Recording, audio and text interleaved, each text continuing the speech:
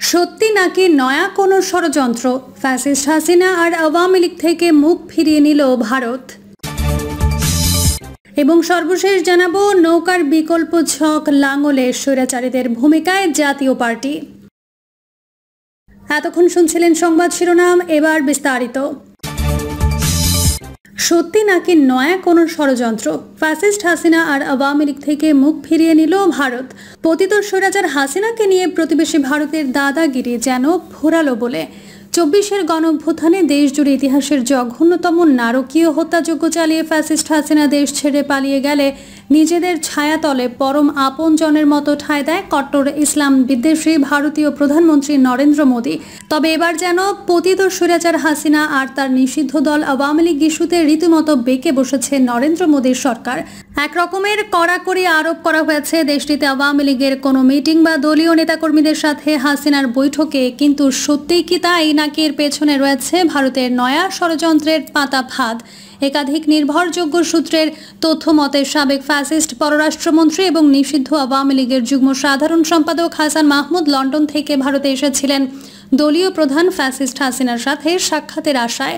দীর্ঘ ২২ দিন ভারতে অবস্থান করেও তিনি কোনোভাবেই কাঙ্ক্ষিত সেই সাক্ষাৎ পাননি পতিত স্বৈরাচারের। এর পেছনে প্রধান কারণ ভারতীয় সরকারের সরাসরি হস্তক্ষেপ। সূত্রগুলো বলছে ভারত সরকার এখন হাসিনার সাথে দলীয় কোনো নেতাকর্মীকেই সাক্ষাৎ করতে দিতে রাজি নয়। বিষয়টিকে তারা দেশটির জন্য এক রকমের হুমকি হিসেবে দেখছেন। শুধু হাসান মাহমুদই নয়, গুঞ্জন রয়েছে স্বৈরাচার হাসিনার ভাতিজা ও যুবলীগের প্রেসিডিয়াম সদস্য সাবেক এমপি ফ্যাসিস্ট মুজিবুর রহমান নিকজন চৌধুরীও হাসিনার সান্নিধ্য পাবার আশায় দিল্লিতে অবস্থান করছেন ১ মাসের ওপর।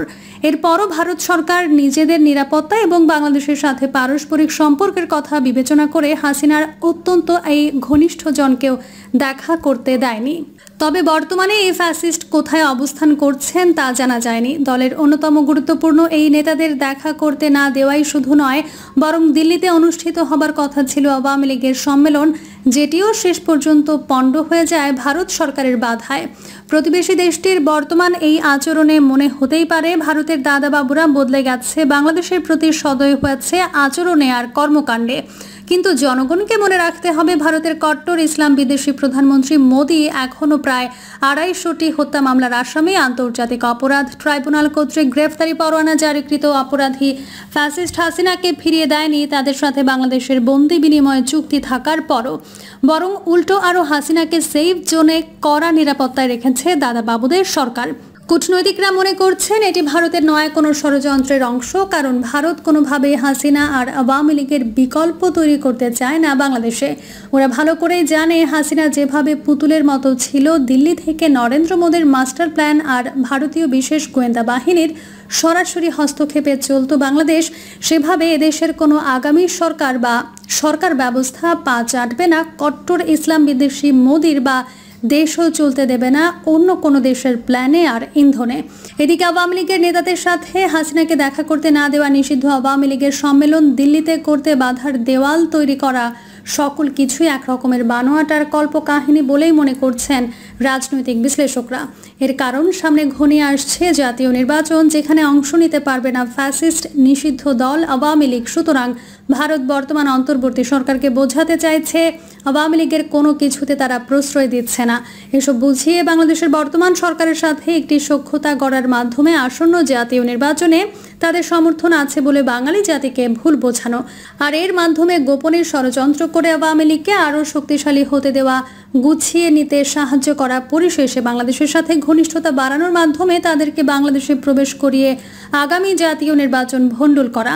কূটনৈতিকদের মতে আসন্ন নির্বাচনকে ঘিরেই ভারতের বাংলাদেশের ঘনিষ্ঠ হবার এত পায় তারা। এজন্যই ওরা এমন মিথ্যা নাটক সাজাচ্ছে নিষিদ্ধ আওয়ামী লীগ আর পতিত স্বৈরাচার হাসিনাকে বয়কটের। তাই সজাগ দৃষ্টি রাখতে হবে জনগণকে, আর বর্তমান অন্তর্বর্তী সরকারকে হতে হবে পতিত স্বৈরাচার হাসিনা আর তার নিষিদ্ধ দল আওয়ামী লীগের ব্যাপারে আরও দূরদর্শী। নৌকার বিকল্প ছক লাঙ্গলে স্বৈরাচারীদের ভূমিকায় জাতীয় পার্টি। ২৪-এর নৃশংস গণহত্যার জন্য অভিযুক্ত দেশের অন্যতম বড় রাজনৈতিক দল আওয়ামী লীগের কার্যক্রম নিষিদ্ধ। এখন পর্যন্ত বলা যায় আগামী নির্বাচনের দলটি অংশ নিতে পারছে না, কিন্তু তাদের তৎপরতা নানাভাবে রয়েছে। প্রতিবিপ্লব সহ নানাভাবে বাংলাদেশের রাজনীতিতে ফিরে আসার চেষ্টা করছে দলটির নেতারা।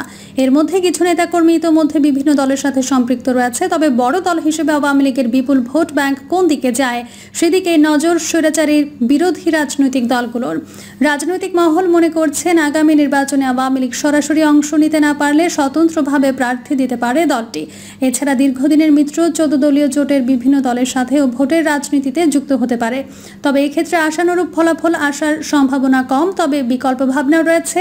দীর্ঘদিনের রাজনৈতিক সঙ্গী জাতীয় পার্টি আওয়ামী লীগের সারথি হতে পারে। আওয়ামী লীগ ভোটে অংশ না নিলে লাঙলের জন্য বোনাস বলেই মনে করছেন জাতীয় পার্টির নেতারা। উভয় দলের একটি অংশ মনে করে আগামী ত্রয়োদশ নির্বাচনে নৌকার বিকল্প ছক লাঙল। আগামী নির্বাচনে আওয়ামী লীগের ভোটে অংশগ্রহণ অনিশ্চিত। নৌকার ভোট এক বাক্সে আনার ছক কষছে আওয়ামী লীগ। সেক্ষেত্রে জাতীয় পার্টির লাঙল নৌকার বিকল্প হতে পারে আওয়ামী সমর্থকদের জন্য।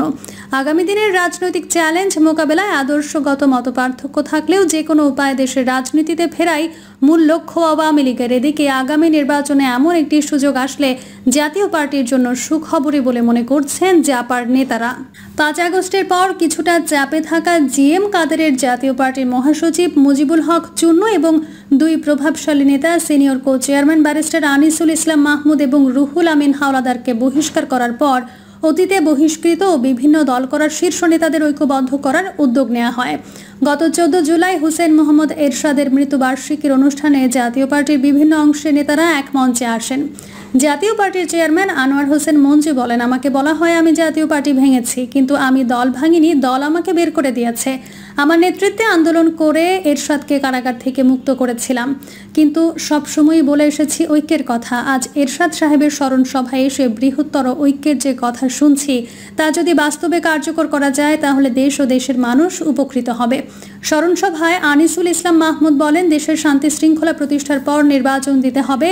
তিনি বলেন, নির্বাচন চাই, যত তাড়াতাড়ি সম্ভব নির্বাচন হতে হবে। অনুষ্ঠানে এবিএম রুহুল আমিন হাওলাদার, মুজিবুল হক চুন্নু, জাতীয় পার্টির নির্বাহী চেয়ারম্যান কাজী ফিরোজ রশিদ, জেপির মহাসচিব শেখ শহীদুল ইসলাম, জাতীয় পার্টির মহাসচিব জাফর আহমেদ জয়, জাতীয় পার্টির প্রেসিডিয়াম সদস্য দিদারুল আলম চৌধুরী, সৈয়দ আবু হোসেন বাবলা, নাজমা আক্তার, জিয়াউল হক মৃধা, জনতা পার্টি বাংলাদেশের প্রধান উপদেষ্টা শাহ মোহাম্মদ আবু জাফর, নির্বাহী চেয়ারম্যান গোলাম সারোয়ার মিলন, জাপার সাবেক নেতা নুরুল ইসলাম মিলন, লিয়াকত হোসেন খোকা, শাহিদুর রহমান টেপা, মোস্তফা আল মাহমুদ, শফিকুল ইসলাম সেন্টু, জহিরুল ইসলাম জহির, জসিমউদ্দিন ভুইয়া প্রমুখ বক্তব্য রাখেন। এদিকে মুজিবুল হক চুন্নুকে সরিয়ে ব্যারিস্টার শামীম হায়দার পাটোয়ারিকে জাতীয় পার্টির মহাসচিব করেন জিএম কাদের। জিএম কাদের বরাবরই দ্রুত নির্বাচন দাবি করে আসছেন। তিনি আওয়ামী লীগকে নিষিদ্ধেরও বিরোধিতা করে আসছেন বক্তৃতা বিবৃতিতে। 2009 সালে জাতীয় পার্টি সহ 14 দলের সমন্বয়ে আওয়ামী লীগ সরকার গঠন করে। 2014 সালে শেখ হাসিনার অধীনে বিএনপি জামায়াত অংশ না নেয় ঘোষণা দিলে রওশন এরশাদের নেতৃত্বে জাতীয় পার্টি শেখ হাসিনাকে সমর্থন দিয়ে বিনা ভোটের এই নির্বাচনে অংশ নেয়। পুরস্কার স্বরূপ রওশন হন সংসদের বিরোধী দলীয় নেতা। 2018 সালে রাতের ভোটের নির্বাচনের পর প্রথম এরশাদ এবং তার মৃত্যুর পর ফের রওশন এরশাদ সংসদের বিরোধী দলীয় নেতা হন। 2024 সালে কথিত নির্বাচনের পর জিএম কাদের হন সংসদের বিরোধী দলীয় নেতা। বলা হয়ে থাকে আওয়ামী লীগকে দীর্ঘ 15 বছরের স্বৈরাচার হওয়ার পেছনে বড় ভূমিকা রয়েছে জাতীয় পার্টির। আওয়ামীপন্থী হিসেবে পরিচিত জাতীয় পার্টির এসব নেতা নির্বাচন সামনে এলেই দেশি বিদেশি খেলায় যুক্ত হন। সেই খেলারই অংশ হিসেবে মাঠে নেমেছেন বলে সংশ্লিষ্টরা জানান। ফিরে দেখা 27 জুলাই 2024। গত বছরের জুলাইয়ের তৃতীয় সপ্তাহে সরকারি চাকরিতে কোটা প্রথা সংস্কারের দাবিতে শিক্ষার্থীদের আন্দোলন গণ আন্দোলনের রূপ নেয়। বিশেষ করে রংপুরে বেগম রোকেয়া বিশ্ববিদ্যালয়ের শিক্ষার্থী নিরস্ত্র আবু সাইদকে পুলিশ সরাসরি গুলি করে হত্যার পর আন্দোলন ঢাকা সহ সারা দেশে ছড়িয়ে পড়ে। জাগত হয় বিশ্ব বিবেক। রাজধানীর যাত্রাবাড়ি, শনিরাখড়া, উত্তরা, রামপুরা, বাড্ডা, মোহাম্মদপুর, বসিলায় ছাত্র জনতার আন্দোলন তীব্র থেকে তীব্রতর হয়। আন্দোলন দমাতে আইন শৃঙ্খলা বাহিনীর সরাসরি গুলি করে। প্রিয় দর্শক, এই ছিল এখনকার সর্বশেষ সংবাদ। আপডেট সব সংবাদ পেতে চ্যানেলটি সাবস্ক্রাইব করে বেল আইকনটি ক্লিক করে রাখুন।